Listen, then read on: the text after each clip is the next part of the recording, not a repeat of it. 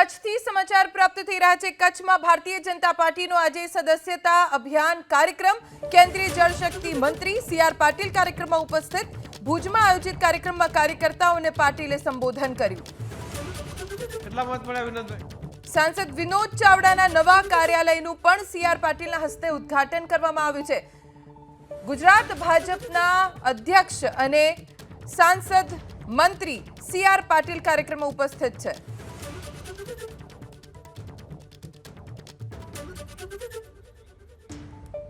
કચ્છમાં ભાજપનો સદસ્યતા અભિયાનનો કાર્યક્રમ આયોજિત છે, જેમાં કેન્દ્રીય જળશક્તિ મંત્રી અને ગુજરાત ભાજપના અધ્યક્ષ સી.આર. પાટીલ ઉપસ્થિત છે।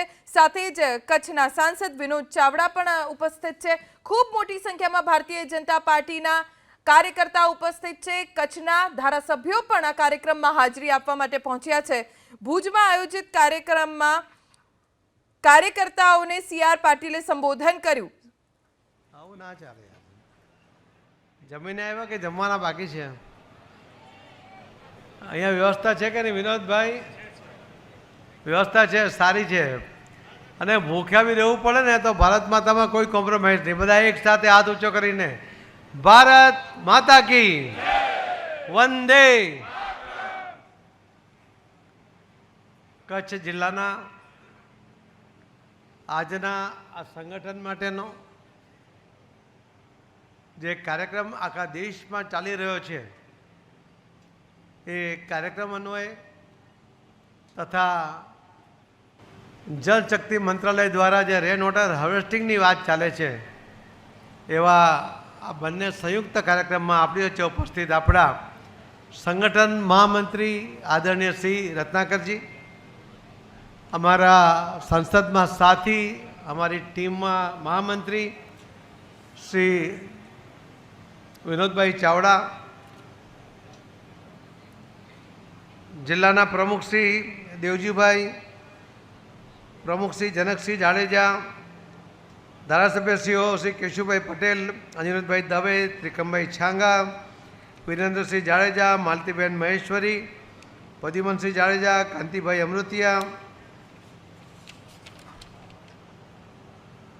શ્રી પૂર્વ ધારાસભ્ય શ્રી રમેશભાઈ મહેશ્વરી, પૂર્વ પ્રમુખ શ્રી દિલીપભાઈ ત્રિવેદી, દિલીપભાઈ શાહ, નરેન્દ્રભાઈ પ્રજાપતિ, ધવલભાઈ આચાર્ય, શ્રી લક્ષ્મણસિંહ સોડા, શ્રી પારુલબેન કારા, શ્રી વલમજીભાઈ હુંબલ, ડાયસ પર બેઠેલા સૌ આગેવાનો અને વિશાળ સંખ્યામાં અહીં ઉપસ્થિત સૌ આગેવાન ભાઈઓ બહેનો, વેપારીઓ, ડૉક્ટર મિત્રો, એનજીઓના મિત્રો, આપ સૌને પ્રણામ, આપ સૌને વંદન કરું છું। સંગઠનનું પહેલું કામ કરીએ કે જે લોકો સભ્ય બનવાના છે અથવા જે બનવાના બાકી છે, એ પોતાનો મોબાઈલ પહેલાં હાથમાં લઈ લે।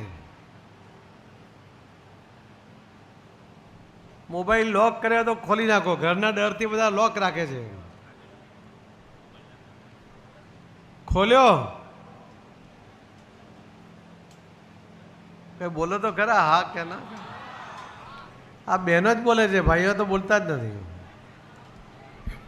એક નંબર ડાયલ કરો જે સભ્ય બનવાના છે એમને, 8800002024 8800002024 ડાયલ કરી દો।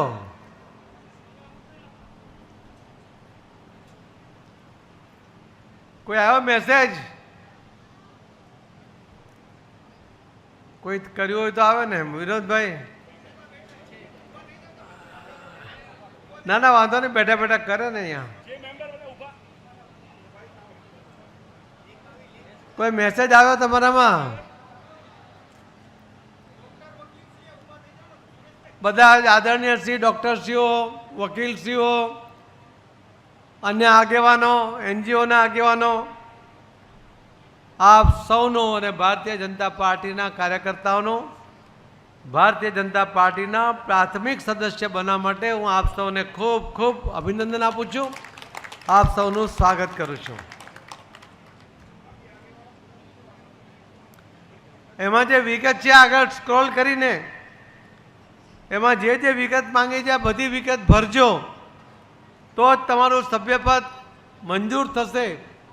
અધૂરી વિગત સાથે આ તમારું સભ્યપદ તમને પ્રાપ્ત નહીં થાય.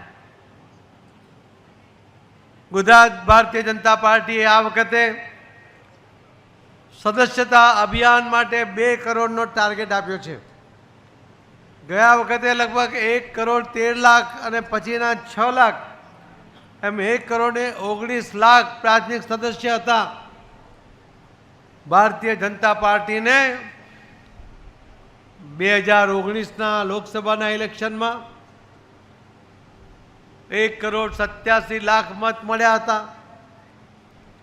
2022ના વિધાનસભામાં ગુજરાતમાં આપણને 1 કરોડ 73 લાખ મત મળ્યા હતા અને 2024ના લોકસભામાં 188 પ્લસ સુરતનું ઇલેક્શન નથી થયું જે આપણે છેલ્લા 3 વખતથી 8 લાખ મત મળે છે એ ગણીએ તો આપણે 1 કરોડ 96 લાખ એટલે લગભગ 2 કરોડ મત આપણને ગુજરાત પ્રદેશમાં 100 મતદાતા ભાઈ બહેનો તરફથી મળતા હોય છે. અને એટલા માટે આપણે આ વખતે ટાર્ગેટ આપ્યું છે કેન્દ્રમાં કે ગુજરાત ભારતીય જનતા પાર્ટીના કાર્યકર્તાઓ આ વખતે 2 કરોડના ટાર્ગેટને ક્રોસ કરીને આગળ વધવાના છે. યુપી આપણા કરતા 4 ગણું વધુ છે, વિશાળ સંખ્યા છે. એને તો પહેલા 1.5 કરોડનું ટાર્ગેટ આપ્યું હતું.